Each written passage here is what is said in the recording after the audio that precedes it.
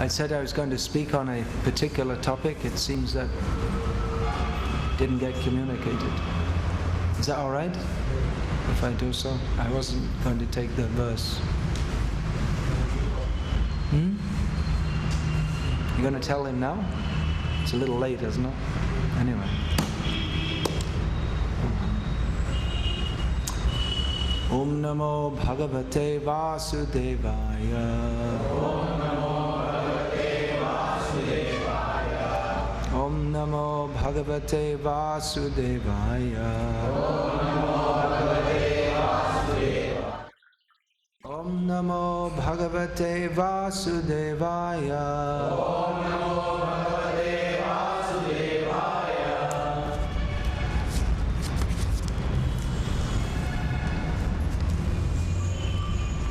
Om Jnanatimirandhasya Jnananjana Shalakaya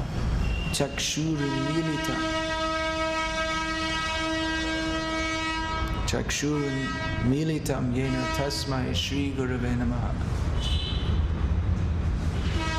Shri Chaitanya Manobhishtam Sthapitam Jena Bhutale Swayam Rupa Kadamahyam Tadati Swapadantikam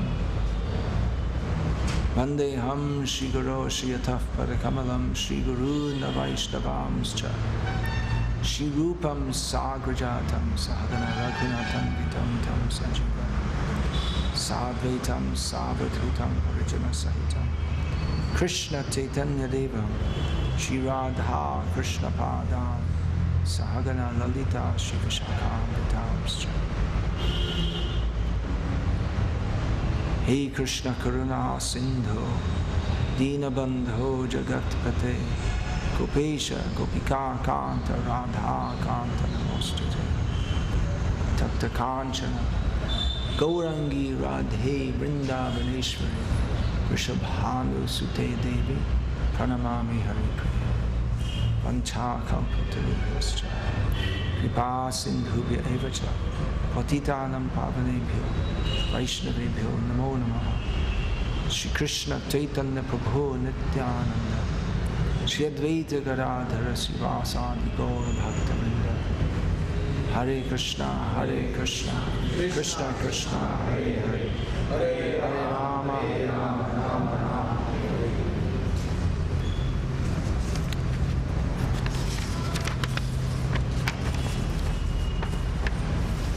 I'm going to read from a letter to me, followed by my reply, and then another letter in reply to that. So this is a letter from a devotee in America, female-bodied, who wrote to me. It was recommended that I read a biography of Mother Teresa. The recommendation was made when I spoke with a devotee counselor. We had discussed my inability to be aggressive and dominant. She suggested that I learn about females who use these traits in positive ways rather than in negative, tyrannical ways as my mother often uses them. I recently found the time to reserve several books on Mother Teresa at a public library. I picked up 2 of these yesterday and I'm about to begin. However, I was contemplating this morning that one of the requirements of aspiring devotees is to refrain from reading non-devotee literature. What is your advice in this situation? My reply: please do not worry about your inability to be aggressive and dominant. To enter the spiritual world, it is required to be humble and submissive, not aggressive and dominant. Please read about Srila Prabhupada and books by him. You should know that whereas Srila Prabhupada is fully Krishna conscious, Mother Teresa was on the mundane platform of identifying the body as the self. Hence, even one moment of Srila Prabhupada's pastimes, one word from him, is more valuable than anything Mother Teresa could give in millions of lifetimes. And then the reply that came back from this, I feel completely confused, discouraged and helpless. Discouraged because I have to confess that I began reading the book while I was waiting for your reply. Not out of intentional disobedience. What's this? It's a reply. All right.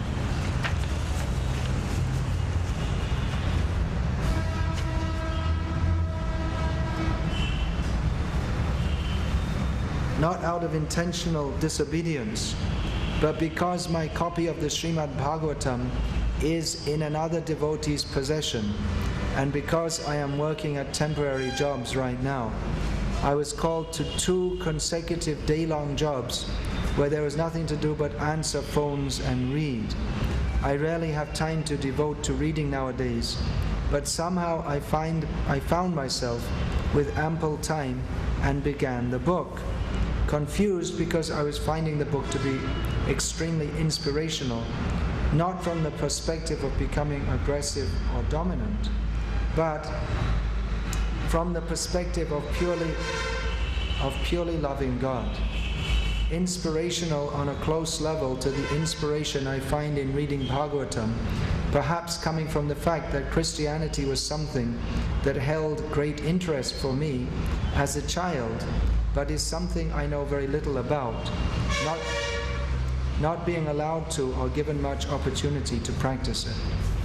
Confused because someone who seems so spiritual in all aspects could take an occasionally non-vegetarian diet, which I feel very strongly against. Confused that you have judged Mother Teresa as being on the mundane platform, which brings up latent doubts that I have had about people who helped me incredibly spiritually, but who are not devotees. In particular, a person who I grew up with, who was and still is a great spiritual inspiration to me.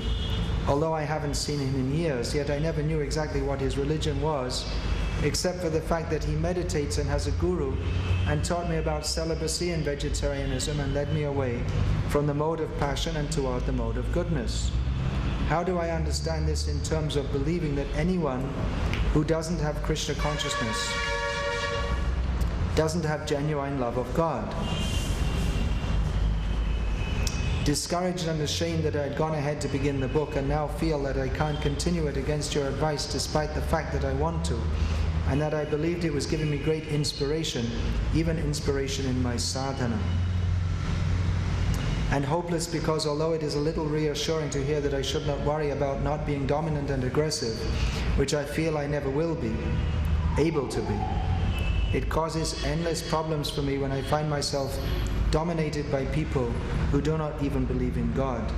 I cannot figure out why I find myself in situations where I want to act in ways to bring myself closer to God, Krishna, yet the control of my life is in the hands of people who have no understanding of this, people who are materially stronger and who I am dependent upon for survival. Please forgive me if this sounds in any way like I'm trying to be defiant or disrespectful. I truly want to understand what it is that will bring me to love of God. And this is too much to reply to an email, so I thought I'd speak something.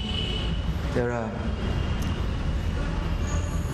important topics for understanding here, not just for the person who has written these letters, so it can be shared with others.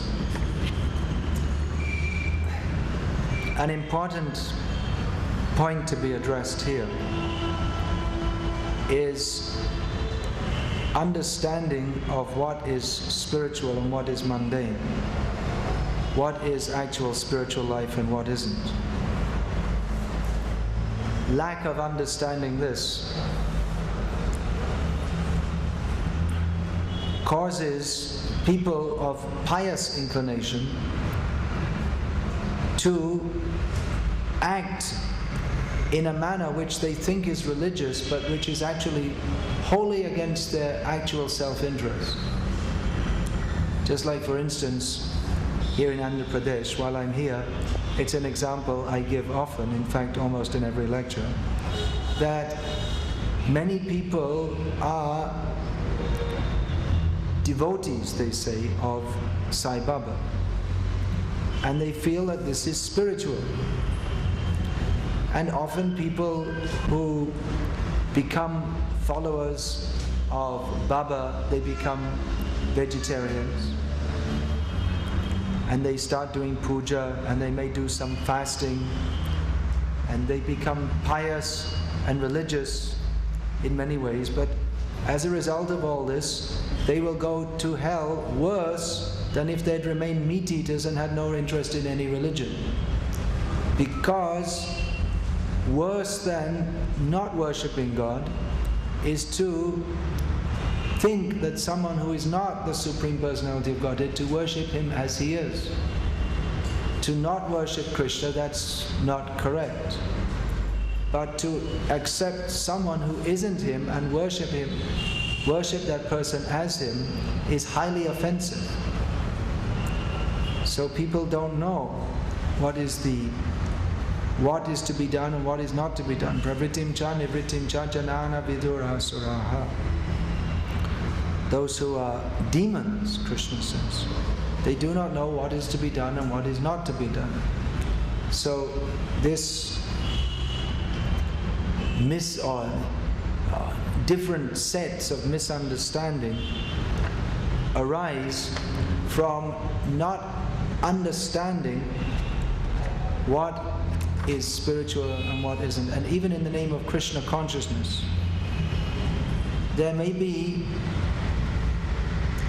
persons who are on the mundane platform, or they may just reinterpret Krishna consciousness a little bit and the whole thing becomes spoiled. In Bengal and Orissa and Vrindavan, there is one Apasampradaya, which means they're bogus. Apasampradaya means this is generally used in the followers of Bhaktisiddhanta Saraswati. Actually, this term was, as far as I know, at least first written down by Srila Bhaktivinoda Thakur. So he referred to different Apasampradayas, means followers of Lord Chaitanya, apparently, but not following in the right way. So there's one Apasampradaya who they worship Lord Chaitanya and Lord Nityananda. They recite the Chaitanya Charitamrita. They wear tilak and they do 24-hour kirtans, and in all ways they seem to be good Gauriya Vaishnavas, but they've invented some so-called mantra, Bhaja Nitai Gaur Radhe Sham, etc. I won't say it all. So it seems like a very good mantra. There's nothing but the names of Nitai, Gaur, Radhe and Sham. But it is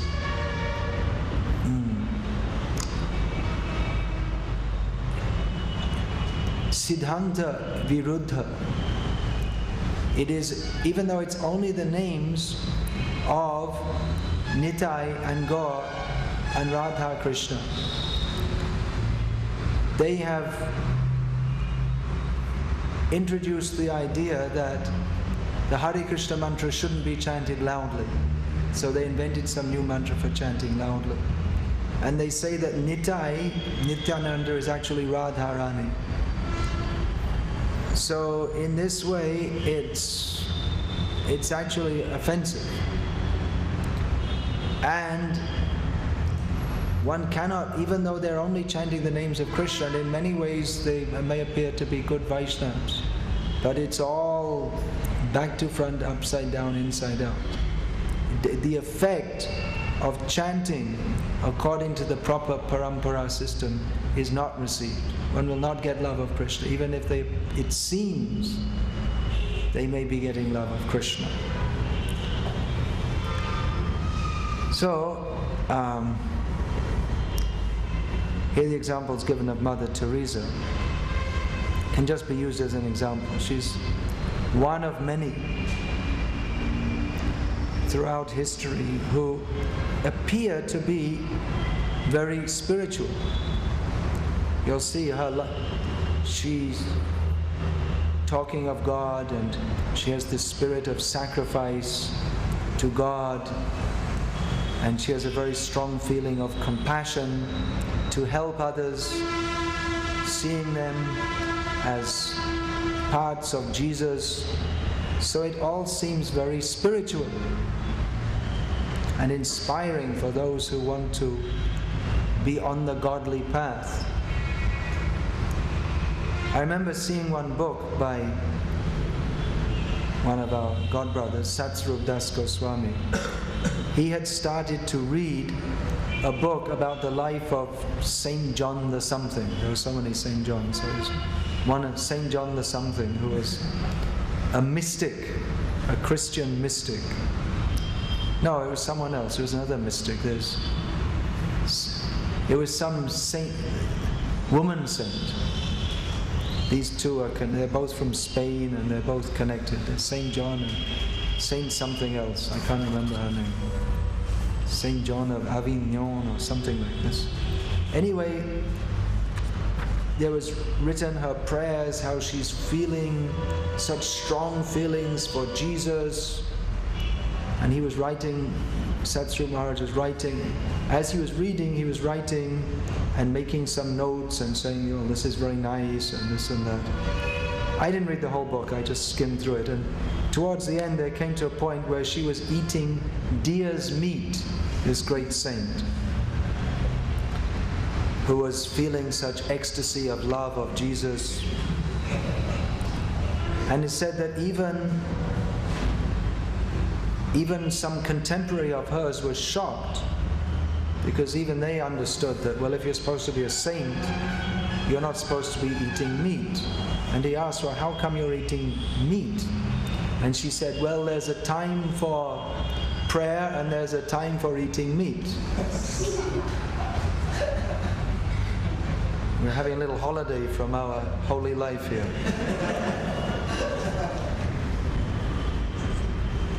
So then, I don't know why, anyway, he published the book.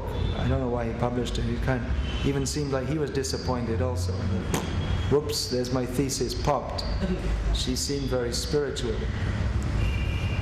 But it may seem very inspiring that, it's about love of Jesus, love of God, and compassion for others. These are all very good qualities. Most people don't talk about love of God. Or if they talk about it, they don't practice it, and they don't have compassion for others. Such compassion, she'll go into the leper colonies of Calcutta and pull them out and try to make them de-leprosized or whatever they do. I don't know exactly what she did. So these qualities seem very spiritual, but then why is she eating meat? This suggests that the compassion that she had is, she doesn't understand actually what compassion is. She doesn't understand what God actually wants of us. She was living in Calcutta so many years. She must have had some contact with Gauriya Vaishnavas, but she was never attracted to the path of Chaitanya Mahaprabhu, which is Jaiva Dharma, that is the intrinsic quality of the jiva, is to serve, as Chaitanya Mahaprabhu has taught, Jiva Sarup Hoi Krishna Nitya Das. But thinking that Jesus is God, which is another bizarre misconception. Jesus is God and He died. God died for our sins. Christianity is philosophically bankrupt. Very much on the mundane platform, because they think that we have to, helping the bodies of others, that is service to God. And they think that your body if you believe in Jesus, then whatever that means, I don't know what they mean even by believing in Jesus, but that your body, at the judgment day, your body is reconstructed, and in the same body you go to heaven. To eat meat? They don't really have much idea. They can't say what is the nature of God, what do you do in heaven. It's philosophically empty. If you don't believe in Jesus, then you go to hell forever, because God is all compassionate and all merciful. So if you don't believe in Him in one life, then He sends you to hell to burn there forever. So when I was about 12 years old, I realized that this is no philosophy. By the grace of my Christian upbringing, I became an atheist at about the age of 12. Because I thought, if God's like that, maybe Satan's better. If God is so cruel that in one lifetime you don't believe in Him and He sends you to burn in hell forever, what kind of God is that? I'd rather go to hell. I don't want to see Him even. He's like the most cruel person you could even imagine.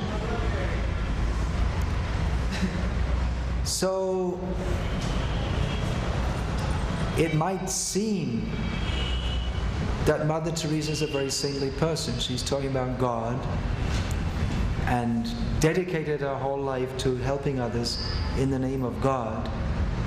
But actually she has no understanding of who God is, or what He wants, or even the basic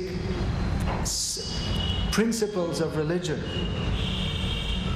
No violence, no meat eating, and no attraction to the actual Jaiva Dharma, the path of Chaitanya Mahaprabhu. So it might seem very religious to people who have no understanding of who actually God is and what He wants of us. But to those who do understand that, they can understand that, yes, maybe to be a Christian, maybe is better than not having any religion at all. Maybe. It's also maybe not, because then if you're fixed, I am a Christian, then if you get knowledge of the actual path of who God is and what He wants of us, then mostly those who are rigid Christians, they don't change, because they think we have to get bathed in the blood of Jesus. Horrible thing. This is their idea of religion. You have to get bathed in the blood of Jesus. Sounds very grotesque. That's their idea of religion. So, what Prabhupada or any actual Vaishnava Acharya has given us, actual knowledge of God, who He is, what He wants us to do, how we can actually approach Him. This is far more valuable than the misconceptions of religion, which appear to be religious to people who do not know what religion is. A little bit of the actual substance is worth more than tons of imitation. Just like one small piece of real gold is worth more than roomfuls of imitation gold. And imitation gold can never be gold at any time. Actual gold is wanted. But not everyone can recognize. So they think that this is something very spiritual, very saintly. Because no doubt there was a strongly developed feeling of compassion in Mother Teresa, but again it was totally misdirected. Actual compassion means to give people the knowledge by which they can become free from material suffering, not trying to cure the body so that they can go on suffering, they can go on sinning. Of course, Christians also say to become free from sin, but they don't have a clear idea about what is sin and what is not. And therefore, they can think themselves to be very good Christians and very spiritual while eating meat. And they'll even pray to God before eating it. So they're no proper knowledge. The lack of proper knowledge means that we become confused. Another interesting point here is the power or the influence of one's cultural background. We see that particularly in India nowadays, many people are taking to this Krishna consciousness movement more than in other countries, because the culture is there. People can more easily accept it. In the Western countries, people often feel they don't want to accept Krishna consciousness. They feel it's something very strange. They feel it's something foreign to them. And especially the dress style, but even the whole concepts, it feels very strange. And many of our devotees, they take it up and then they go away from Krishna consciousness after some time. Because the power of for various reasons. One reason is the power of the outside culture is not at all conducive to Krishna consciousness. There's nothing in the culture to remind us of Krishna consciousness. And also devotees themselves may be having doubts, because from their perspective, it's something that they've taken up at some point in their life. It's not something that like Prabhupada says, Krishna consciousness is not an artificial imposition, but they may feel like that. And all the people they meet and everything they see and everything they do, there's no support.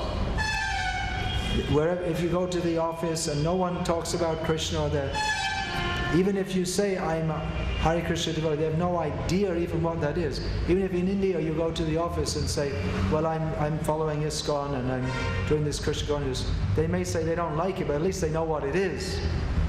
But in the West, they hardly have any idea what is it at all.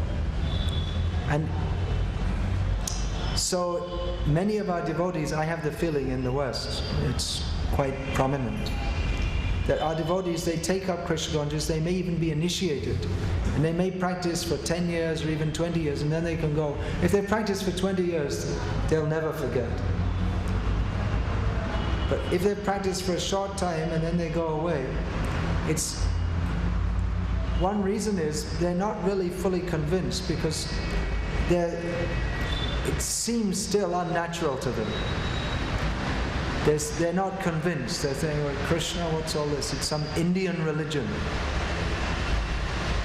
That's why I often, and Prabhupada, he wanted, and I often encourage devotees from the Western countries to come and spend some time in India.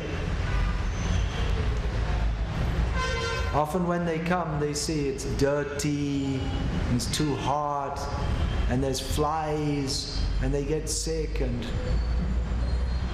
what do they want me to be in India for? It's better to be back in the West. But then if they spend some more time, then they can gradually understand what is the value of this culture. And often we find people from India, they go overseas and then they understand what is the value of their culture, which they didn't. Before they were going, they're saying, well, we go to America, it'll be great, and nice cars and nice roads, and you go there and there are nice cars and there are nice roads, but something wrong here. And come to appreciate the value of the spiritual value of the culture, which it's not immediately appreciable either by those who go to the West. At first, it takes a little time to understand that what I'm missing from India, it's not the idlis and dosas, it's the spiritual element. That's very subtle, so you might not, when you first go, you see the cars and You get in a 120-story building, press the button on the lift, and in 1 minute you're up on the 120th story, and smooth completely. It's all wonderful. Then after some time you realize it's so gross. You have that experience? It takes a little time to understand there's something subtly missing. And also devotees who come from the West to India, they see the gross manifestation of stomach upset, mosquitoes biting, so much noise wherever you go, firecrackers and horns honking, and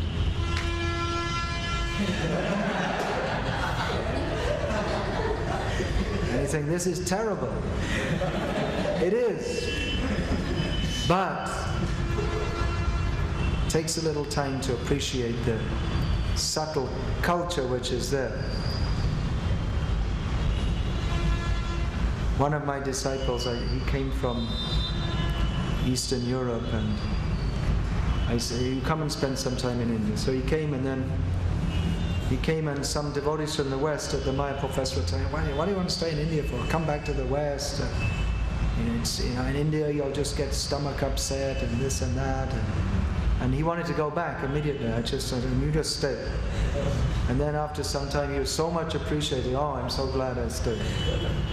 And then within 1 year he was preaching in Tamil, which is such a difficult language. And learned so many things. So actually to take to Krishna consciousness means a complete change of heart. Especially, it's true for people in India, but it's even more so true for those in the West. In India, people who take to Krishna consciousness, then it's very easy because many elements of Krishna consciousness are there in the culture already. Like in the West, it's very difficult for people to bow down to a sannyasi or senior. One sannyasi godbrother was telling me he was honoring prasadam at a Sunday feast program in Sydney, somewhere in Australia. And one junior devotee was serving him, and he said, bring some of this. And he said, bring some of that. And one of the guests said, oh, why are you ordering him? Who are you to tell him what to do? They don't understand the culture. Prabhupada, why I'm giving this example, there's a very good example. Prabhupada often gave the example that one morning walk in Vrindavan, they were walking on some land, and the owner of the land came up and bowed down and said, I'm so fortunate that you have stepped on my land and blessed me by doing so. Prabhupada said, in America, if you go on a farmer's land, he'll bring a gun and tell you, get off, you're trespassing. It's a fact. There's a difference in culture. So many of the aspects of the culture in India, it's just a natural transition. There has to be some philosophical understanding. Who is to be worshipped? Krishna, and not all the different demigods and babas and bappas and ammas and all this and that. But people can take to it very easily. Often also people outside India, of course we're talking very generally here, because within India also there are people who protest you shouldn't bow down to anyone. But generally Indian people can take to deity worship very easily. Where not everyone, because Arya Samajis, they don't like it. Or Muslims, they're also Indians, they don't like it. I mean, Indian Muslims are also Indians, but they have like their own culture on the side. When we're saying Indian culture, we're talking about Hindus, mostly. Or even Christians, I've seen.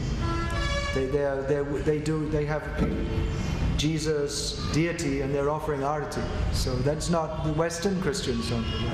They just became Hindu Christians or something like that.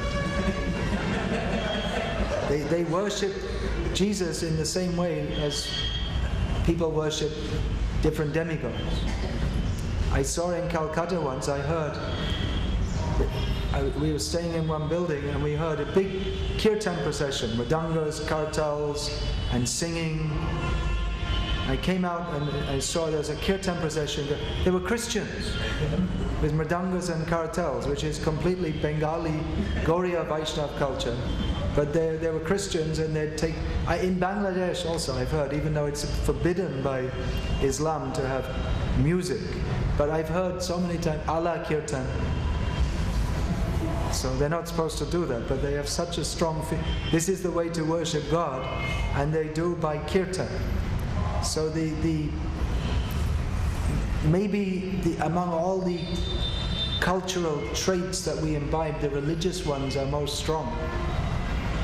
So for Indians, in many ways, it's very easy to take to Krishna consciousness, which is one reason why we're seeing so many people in India, and Indians overseas also, taking to Krishna consciousness. Whereas for people in other countries, actually Krishna consciousness is natural for everyone, but due to cultural conditioning, it may be very difficult for people to accept it very deeply.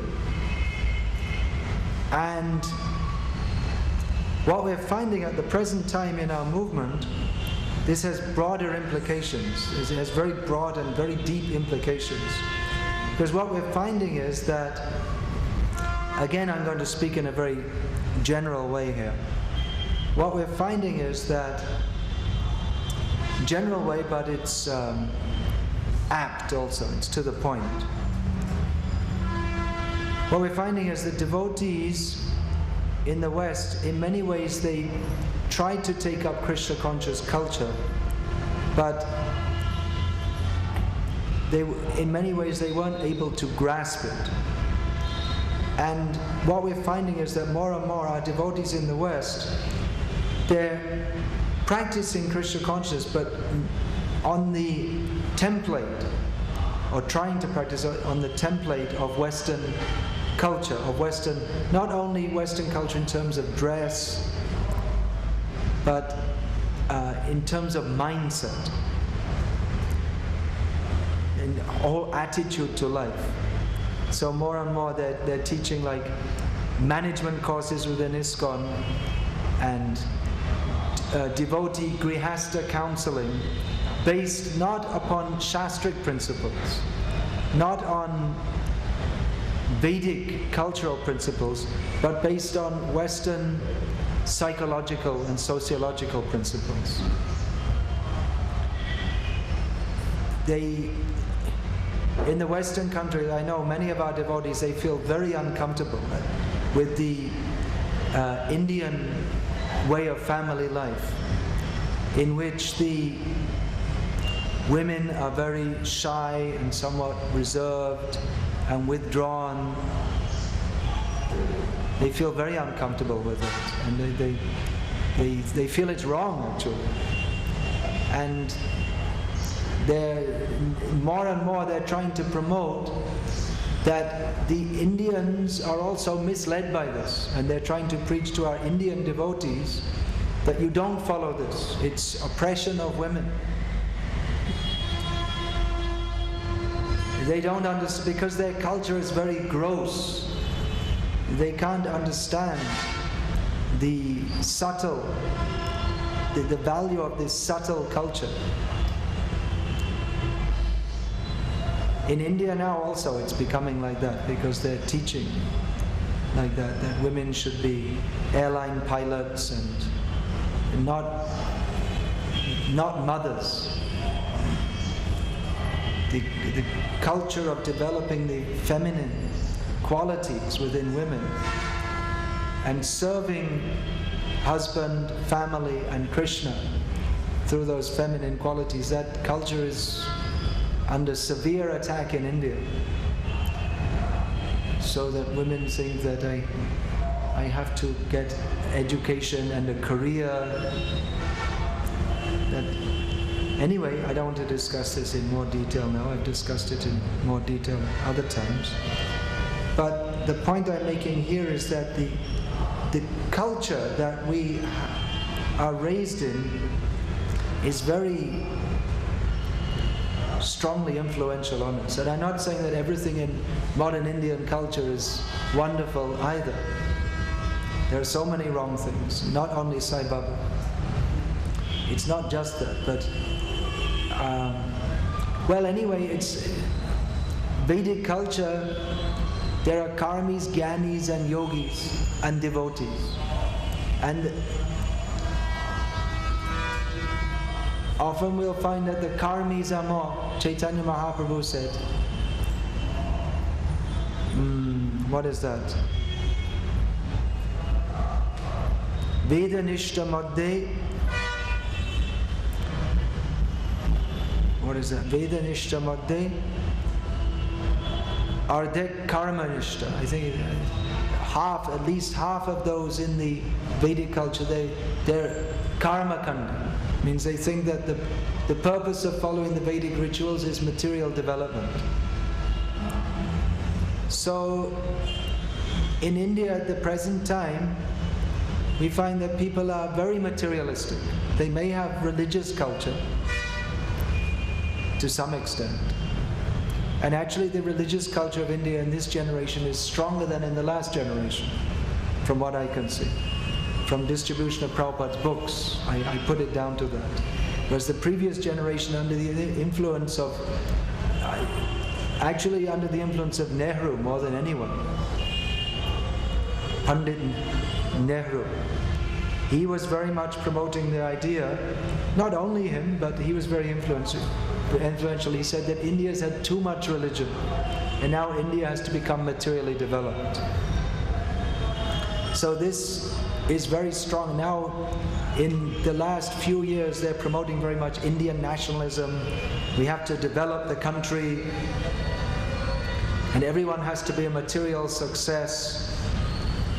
And if we preach, we're finding that if we preach like that you be a material success and also chant Hare Krishna, that many people will feel inspired. Yes, this is good. I like to chant Hare Krishna and also be a material success. So we can preach like that, and many people may gradually take to Krishna consciousness, but being a material success in and of itself is just nonsense, actually. There's no such thing as the only thing in material life is failure, actually. According to Shastra, Parabhavastavada bodhajata yavanna jigyasata atma tattvam. As long as one does not inquire into the knowledge of the self, then all one's endeavors are defeated. So yes, it's true, one can be materially successful, and then we can preach and other people will take us seriously, and they may also take up Krishna consciousness. And in this way we can have hundreds and thousands of people who all chant Hare Krishna and want to be a material success. And gradually, by reading Prabhupada's books, they might come to understand that what is the material success? You get a big 20 letters after your name, and then anyway you die. So what's the success? You get so much money, and then anyway you die. So without Krishna consciousness, everything is just all 0, 0, 0, 0. But we can preach like this. I'm not saying there's any harm to preach like this. Prabhupada also, he saw the condition of the people in America. And he preached accordingly. You can't expect everyone to immediately give up all their material desires. So we may preach in a certain way. So the point I'm making here is that people are very materialistic, and people want to be materially successful. So it may be very difficult to get free from that misconception. So we may preach, yes, you be a material success and you also chant Hare Krishna. Then maybe after some time, when they're enthusiastically becoming a success and at the same time chanting Hare Krishna, you may say, by the way, material life is all useless. And then after some time, they may come to understand that. But it's very difficult to get it out of the mindset that I want to prove myself. I don't want to be a failure. I don't want people to to reject me and say that, oh, you just became a sadhu because because you're a failure. So this kind of thinking it's very difficult to get free from our conditioning.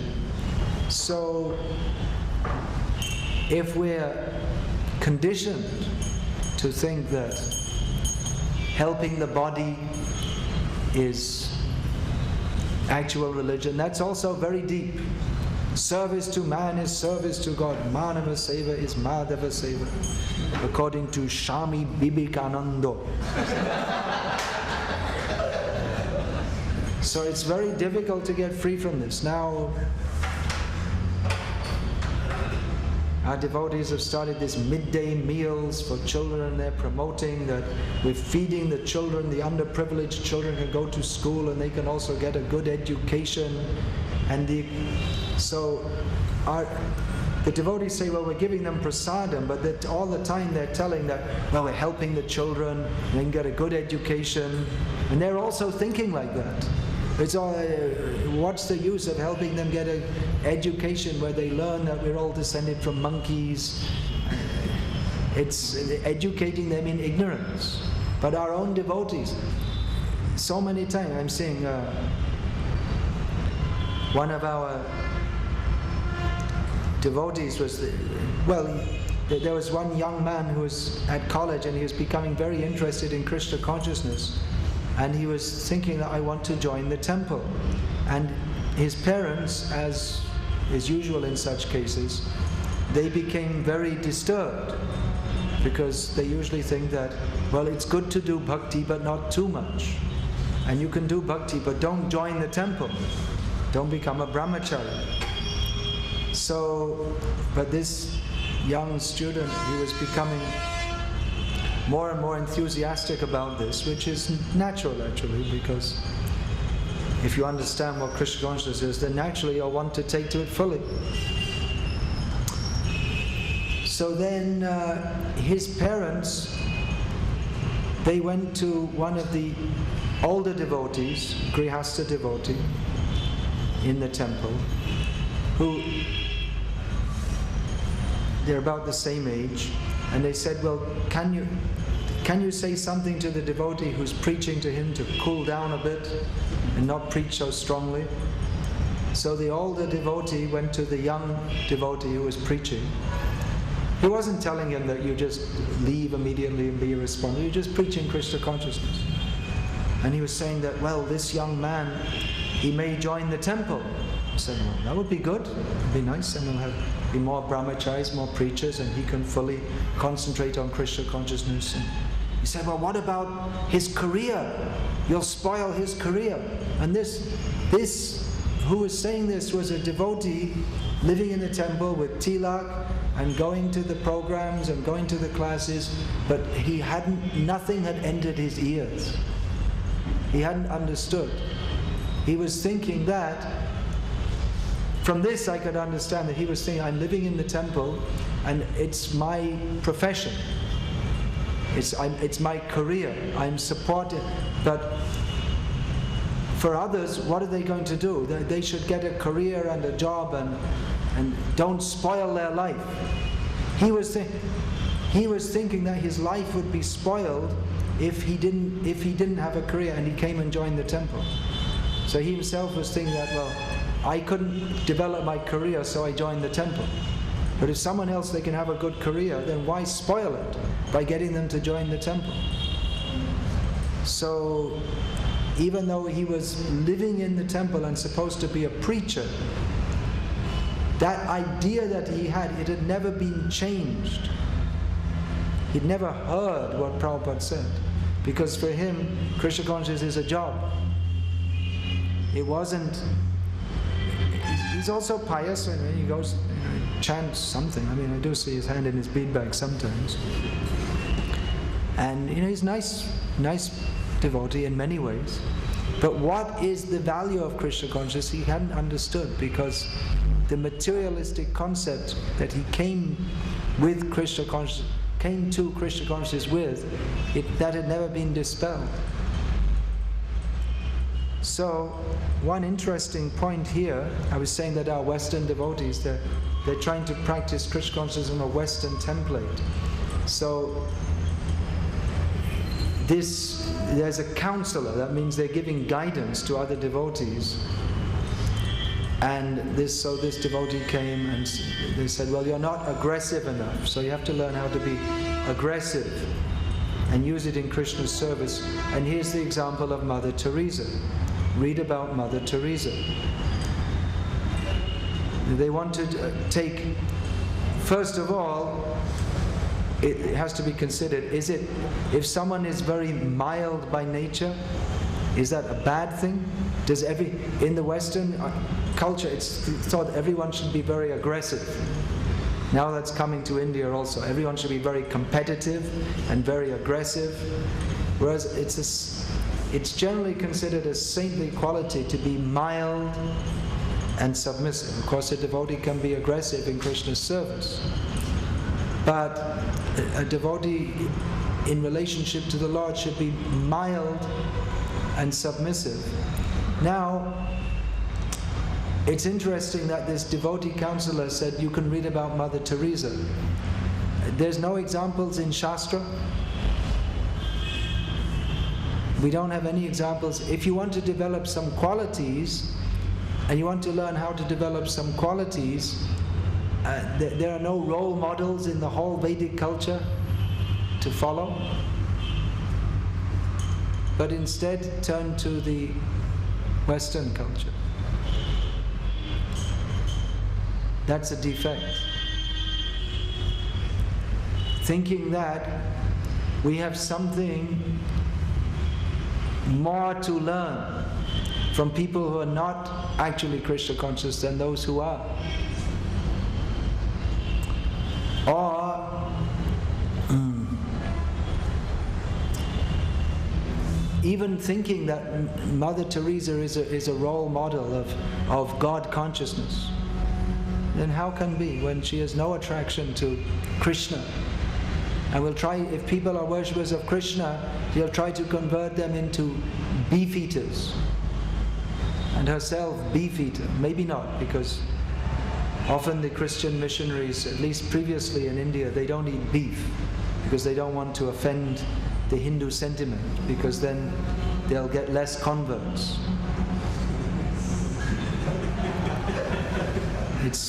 So they take the austerity of not eating beef, but they only eat mutton and chicken and things like that. But how they can consider that someone who is no doubt better than Hiranyakashipu, there's no doubt Mother Teresa she has some idea of God consciousness, but it's such a vague idea that only persons who have no actual understanding of Krishna consciousness will praise her as a great saintly person. The Pope who recently died, they were saying he was a great saintly person. His favorite food was veal, which it's horrible to explain, but just to make the point, what they do, they take young, newly born calves and they keep them in a crate so they can't move for 2 weeks, and then they kill them. And that meat is called veal. And that was the favorite food of the just passed away Pope, who they said was a great saintly person. But this is completely demoniac. They have no idea of what is actual saintly behavior. They have no idea of who is God and what He wants of us.